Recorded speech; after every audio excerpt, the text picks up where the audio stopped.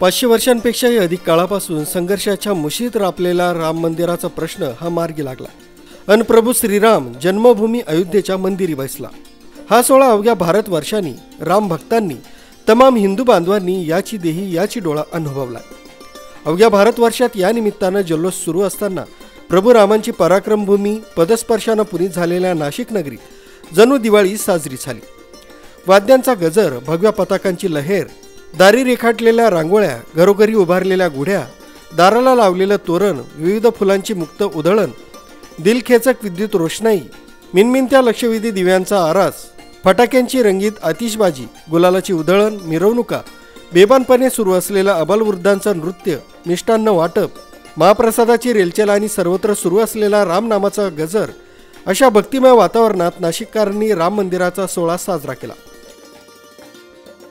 राम भक्त म्हणून आमच्या माथी जो 500 वर्षापूर्वी कलंक लागलेला होता, आमच्या प्रभू रामचंद्राच्या मंदिरावर बाबराचा, तो आज मोदीजींनी पूर्ण धुवून टाकला आणि राष्ट्राला आज प्रभू रामचंद्राच्या अयोध्येतील राम मंदिर अर्पण केलेलं आहे। हे आपलं देशाच्या प्रत्येक नागरिकांचं भाग्य आहे। आज रामाची प्राणप्रतिष्ठा झाल्यानंतर आता खरं रामराज्याला सुरुवात झालेला आहे आणि हा जगभर संदेश गेलेला आहे की हिंदू राष्ट्र निर्मिती, भारतामध्ये हिंदू राष्ट्राच्या निर्मितीला सुरुवात झालेली आहे। आनंद वाटतो। आजचा दिवस एकदम शुभ आहे। नशीबवान पिढी पकडली जाईल का यांनी आपल्याला हा सोहळा पाहण्याचा लाभ भेटला। ही पिढी आम्हाला सगळ्यात नशीबवान म्हणता येईल का आम्हाला हे राम मंदिर सोहळा प्रत्यक्ष पाहण्याचं व त्याचा आनंद लुटण्याचा अनुभव घेता आला। सायंकाळी गोदावरीच्या दोन्ही तीरांवर राम भक्तांची अलोट गर्दी उसळली होती। ही गर्दी एवढी प्रचंड होती की सिंहस्थ कुंभमेळ्याच्या शाही स्नानाच्या पर्वणीची अनुभूती येत होती। नाशिक शहर जिल्ह्यातून अनेक विशाल मिरवणुका काढण्यात आल्या। या निमित्तानं अवघी नाशिक नगरी नववधूप्रमाणे सजली होती। पारंपरिक वेशभूषा करून नागरिक संगीताच्या तालावर थिरकत होते। भगव्या झेंड्यांनी अवघं आकाश जणू झाकोळलं गेलं होतं। विविध सेवाभावी संस्था, मंडळं, युवक समूह, ज्येष्ठ नागरिक संघ, महिला मंडळं साऱ्यांनीच रामनामाचा उदो केला। 22 जानेवारीच्या भल्या सकाळपासून सुरू झालेला हा रामोत्सव रात्री उशिरापर्यंत सुरूच होता। जय श्रीराम, मी मनीषा पवार बोलतेय। आज आपलं अयोध्येचं राम मंदिराचं स्वप्न पूर्ण झालं आहे। एक सामान्य नागरिक म्हणून मला खूप आनंद झाला आहे की आपल्या एवढा राम मंदिराचं एवढा लढा देऊन एकंदरीत आपलं स्वप्न पूर्ण झालेलं आहे। नमस्ते। आणि अनेक वर्षांपासून जो लढा चालला होता प्रभू राम मंदिरांचं साठी अयोध्येमध्ये, तर त्यासाठी आता आज जो उत्सव मनवला जातोय तो अतिशय सुंदर पद्धतीने म्हणजे सर्वीकडे आपण बघू शकतो। लाइटिंग वगैरे अतिशय दिवाळीसारखं वातावरण आहे आणि याच्यामुळे मन खूप प्रसन्न झालं आहे। आणि एक युवक म्हणून मला हा सण दरवर्षी साजरा करावा असा आवडेल। भारी वाटतंय की प्रभू श्रीरामांची प्राणप्रतिष्ठा झालेली आहे आणि नाशिकमध्ये पण खूप मोठा उत्सव भारी झाला। खूप छान वाटतंय। नमस्कार, मी कोमल गांगुर्डे। आम्हाला खरंच खूप आनंद होतो की 500 वर्षानंतर आपल्याला फायनली राम मंदिराचं आपलं आज जे श्री प्रभू राम आहे आपले ते आज विराजमान झालेत। आणि काल आम्ही महारांगोळीसाठी होतो आणि आम्ही आमचं भाग्य समजतो की या ऐतिहासिक क्षणाचा आम्हाला रांगोळीच्या निमित्ताने एक भाग होता आलाय।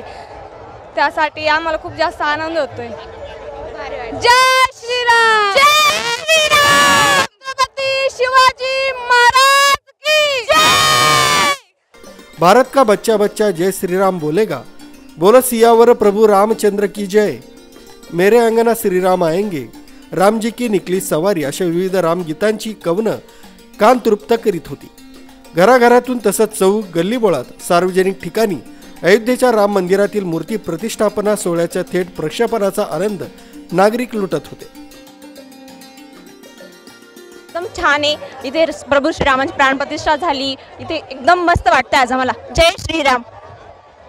मला पण खूप भारी वाटते। जय श्रीराम, जय श्रीराम, जय श्रीराम, जय श्रीराम।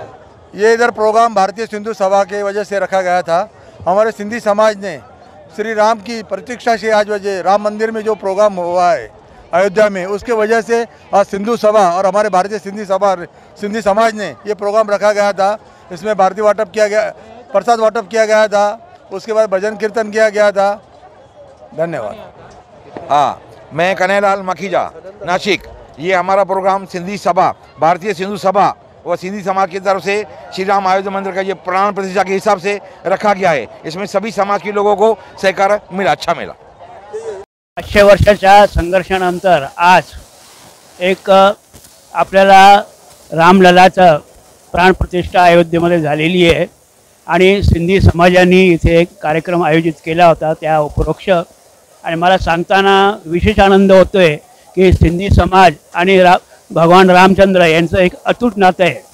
बलुचिस्तानमध्ये हिंगलाज माताचं दर्शन घेण्यासाठी राम, सीता, लक्ष्मण तिघही आलेले होते आणि तिथे आजही राम झरोखा आहे आणि सीताची चौकी आहे तिथे, जिथे ते उतरले होते। आणि सिंधी समाजामधले लोहाणा जी जात आहे ती जात लव यांच्या नावाने आहे। भगवान रामचंद्राचे पुत्र जे लव आहे। वनवास काळात प्रभू श्री रामचंद्रांनी सीतामाई आणि बंधू लक्ष्मणासह मोठा काळ हा नाशिकमध्ये व्यतीत केला। त्यामुळे रामायणात अयोध्ये इतकंच नाशिकचं महत्त्व मानलं जात आहे। अयोध्येत श्री रामांच्या मूर्तीची प्राणप्रतिष्ठा सोहळा प्रसंगी म्हणूनच नाशिकचं नाव भारतवर्षात गुंजलंय। Sandeep Jojare, news today, Nashik.